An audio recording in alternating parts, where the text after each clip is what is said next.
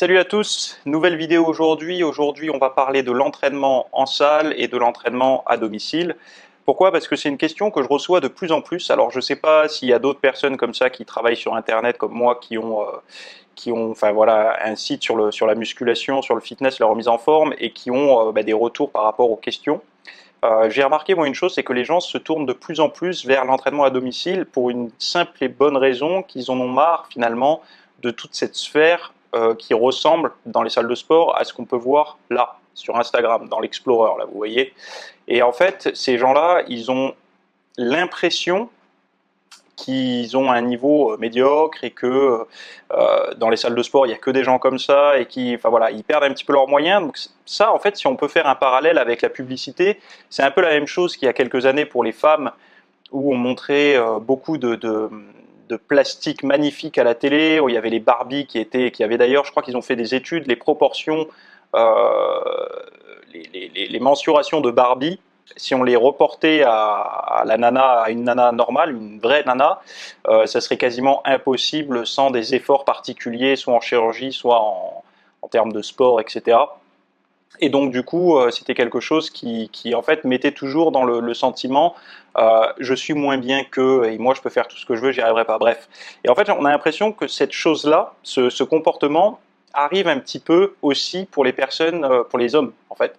Et il y a beaucoup de personnes qui se demandent si ça serait pas plus simple pour elles de s'entraîner à domicile. Donc bon, s'entraîner à domicile, il n'y a pas de souci à partir du moment où on est bien équipé. Il n'y a pas vraiment de problème. Donc bien équipé, c'est quoi? Moi, ce que je recommande, c'est au moins un banc, des haltères. Si on a le budget, des haltères réglables, c'est-à-dire des haltères, vous savez, où on les met sur leur socle, on enlève, il y a du poids, etc. Pas les haltères avec goupilles comme moi j'ai, là, les haltères comme ça, là. Hop, ça c'est un truc, si on veut faire des supersets, ça prend... enfin, pas des supersets, mais des séries dégressives, ça prend un temps fou. Donc ça, c'est les premières haltères que j'avais achetées. Maintenant, j'en ai des hexagonales pour chez moi. Et en fait, le truc qu'il y a, c'est que avec un banc, des haltères, déjà, on peut faire beaucoup de choses. Donc on peut travailler le dos, on peut travailler le bas du corps, on peut travailler plein de choses. Après, élargir avec un rack à squat, enfin un rack des chandelles avec une barre longue, une barre courte pour pouvoir faire les bras, etc. Ça déjà, ça suffit pas mal. Après, autre chose, c'est que en salle de sport, ce qui se passe, c'est qu'on a quand même le fait d'y aller. Le fait d'aller à la salle de sport, déjà, voilà, il y a un engagement, on sait qu'on a passé la porte, donc on va y rester au moins un certain temps. Donc il y a peut-être cette motivation supplémentaire qu'on peut perdre quand on est à domicile pour certaines personnes qui ont tendance à plus facilement abandonner parce qu'à proximité il y a le canapé, à proximité il y a le frigo, voilà, il y a tout ça et on peut repousser. Mais après il y a des gens qui par contre à l'inverse trouvent beaucoup plus d'énergie à s'entraîner chez elles. Alors moi par exemple par le passé, m'entraîner chez moi c'était quasiment impossible, c'est-à-dire que j'avais besoin d'être en salle de sport pour me conditionner à l'entraînement finalement. Aujourd'hui, je peux faire les deux, c'est-à-dire que je peux aussi bien m'entraîner chez moi que m'entraîner en salle de sport avec parfois même plus d'énergie à domicile. Alors, je pense que moi personnellement, je m'entraîne dans une salle où il n'y a pas la salle de sport ne ressemble pas au fil d'Explorer Instagram. C'est une salle qui est plutôt tranquille, bon enfant, etc. Donc du coup, j'ai pas ce problème-là de tout le temps des gens qui se prennent en photo et tout, mais je peux comprendre. Et d'ailleurs, c'est ce que je vois dans les messages que ça crée une forme de comment dire de malaise. C'est-à-dire que la personne va arriver dès son premier jour d'entraînement, elle va voir des personnes qui se font filmer, d'autres qui sont en train de se prendre en photo, d'autres qui vont en plus dire oh là là non je suis là, je finis mes supersets, tu le prendras après. Donc la personne elle peut être un petit peu déstabilisée et ça c'est dû aussi au phénomène de mode, c'est-à-dire qu'il y a beaucoup de personnes qui commencent l'entraînement aujourd'hui et donc forcément il y a beaucoup de personnes en salle et les personnes qui sont un petit peu les plus timides avec un petit peu un manque d'estime d'elles-mêmes, etc., ça peut jouer. Après, il faut savoir une chose, c'est que de toute façon, ce que vous voyez dans le fil d'Explorer Instagram, vous le verrez jamais concrètement dans les salles de sport. C'est-à-dire que ce que vous voyez, ce sont que les meilleurs. C'est-à-dire ce sont en général les trucs qui ont été les plus likés, les plus machins, les plus partagés et tout. Donc vous avez vraiment des physiques soit hors normes, soit un peu rares. Et donc ce genre de personnes-là, s'il y en avait dans toutes les salles, ça se saurait. Donc vous allez vous rendre compte d'une chose, c'est que si vous avez l'impression, ça c'est une projection, hein, si vous avez l'impression qu'en salle ça ressemble à ça, détrompez-vous, c'est pas le cas. Il y en a, mais pas toutes les salles. Si vous tournez un petit peu, vous verrez qu'il y a quand même des salles qui sont plutôt, voilà, qui sont composées de personnes entre guillemets normales. Voilà, il faudrait définir ce qu'est la norme. Mais donc, je tiens à rassurer toutes les personnes qui démarrent un entraînement à domicile ou en salle. Dans les deux cas, ça fonctionne, mais il faut pas regarder réellement la forme d'entraînement en salle ou à domicile, il faut regarder plutôt ce qui nous motive. Et je vais me répéter, je sais, mais il y a des personnes qui ont besoin de prendre la bagnole, le métro, le vélo pour aller quelque part et s'entraîner, que ça leur donne un sens en fait, et le fait de partir, d'aller dans un autre endroit, ça les conditionne, elles s'entraînent. Et il y a d'autres personnes qui au contraire, le fait qu'il y ait du monde, de devoir tourner et tout ça, ça leur pose problème. Donc c'est plutôt là-dessus qu'il faut bosser que de se dire et de croire surtout qu'il n'y a qu'en salle qu'on pourra devenir très musclé, très sec. Ça c'est faux. Donc voilà, après c'est un choix et c'est quelque chose à respecter dès le début, c'est-à-dire que si vous avez envie de vous entraîner plutôt en salle, enfin si vous savez que vous allez avoir du mal à vous entraîner en salle, sachez qu'un abonnement, ça coûte au moins cher, je crois les moins chers des salles, c'est 19 € par mois.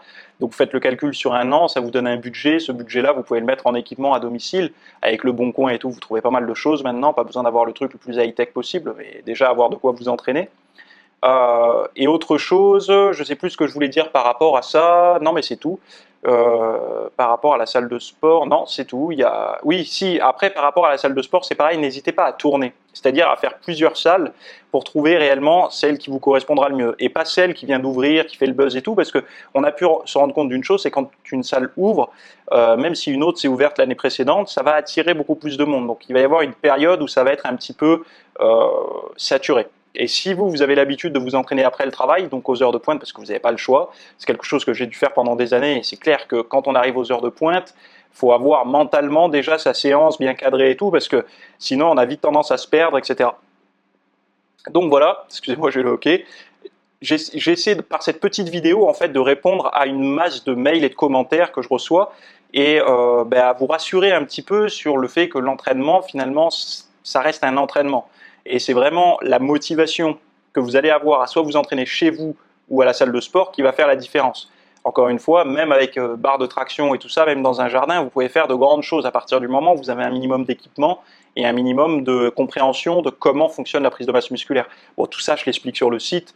Vous allez voir le site en description, vous regardez, il y a plein d'articles sur le sujet. Autre chose que je voulais dire par rapport à ça, et la vidéo va être un petit peu trop longue, du coup j'aurais perdu tout le monde, mais bon, ça peut être intéressant pour les personnes qui ont envie de faire un petit peu les deux, un peu chez elles, un peu en salle, de démarrer par la salle de sport. Pourquoi? Pour apprendre les mouvements. Si vous choisissez une salle qui a un coach diplômé, qui peut vous montrer correctement les mouvements, et si vous n'avez pas la chance d'avoir de coach diplômé, d'avoir une personne qui peut vous montrer au moins les fondamentaux, une personne d'expérience, de vous apprendre à travailler. C'est-à-dire, si vous vous entraînez chez vous, vous n'aurez pas de repères au début. Si vous allez vous entraîner en salle, vous aurez au moins les basiques, les fondamentaux. Et alors ça peut être utile si vous entraînez chez vous, d'avoir un pote par exemple qui maîtrise, tu lui dis par exemple, viens à la maison, montre-moi le coucher, l'incliné, le soulevé de terre, enfin voilà tous les mouvements, les principaux mouvements, comment bien m'échauffer, etc. Mais bon, ça honnêtement c'est relativement rare d'avoir des personnes qui savent à la fois les mouvements, à la fois s'échauffer, à la fois un petit peu analyser par rapport aux segments, etc., savoir si la personne va être plutôt apte à faire de l'amplitude complète, etc., etc., etc. Et donc, ça peut être intéressant d'avoir l'avis d'un expert, d'un pro, d'un professionnel de la musculation, mais en réel, pas en virtuel, pas sur Internet, pas comme vous et moi. Moi, là, je vous apporte rien. Si je vous dis au coucher, fixer les omoplates, etc., enfin, ça vous apporte rien si vous n'avez jamais fait de muscu. Par contre, une personne en salle va pouvoir vous aider à vous placer. Et certes, ça, c'est quelque chose d'important. Pourquoi? Parce qu'on a vite fait de faire nos schémas entre le cerveau et les muscles, c'est-à-dire on va avoir tendance à prendre une posture, une certaine posture, et les premiers entraînements sont un petit peu significatifs pour le long terme. C'est-à-dire qu'après, c'est possible de revenir en arrière, de reprendre la bonne posture si on a fait mal les choses, mais on aura déjà un petit peu ce conditionnement-là, et ça sera encore un nouveau travail pour bien se placer, etc. Donc, n'ayez pas peur, si vous voulez vous entraîner que chez vous et jamais aller en salle, même pour apprendre, faites appel à quelqu'un qui maîtrise déjà dans votre entourage, un coach, ou même, je vais vous dire, vous allez sur Internet, vous prenez un coach de votre région. Vous regardez sur Google Maps, le coach autour de moi, un coach spécialisé en musculation, ça vaut peut-être le coup de lui payer, je ne sais pas combien c'est les séances de coaching privé, peut-être 40, 50, 60 euros, de lui payer peut-être 2 séances, au moins pour vous montrer les fondamentaux, les bases. Même si vous avez l'impression que ça va vous coûter cher, l'avantage c'est que vous allez gagner du temps et surtout éviter des blessures. Donc voilà, ça c'était mes petits conseils pour l'entraînement à domicile, l'entraînement en salle. Je vous laisse ici et je vous dis à très bientôt pour une prochaine vidéo. Ça faisait longtemps que je n'avais pas fait du YouTube comme ça en vidéo, je fais que des podcasts en ce moment, mais bon, parce que ça me plaît plus. Et là j'avais envie juste de vous répondre. Je vous dis à plus, bye.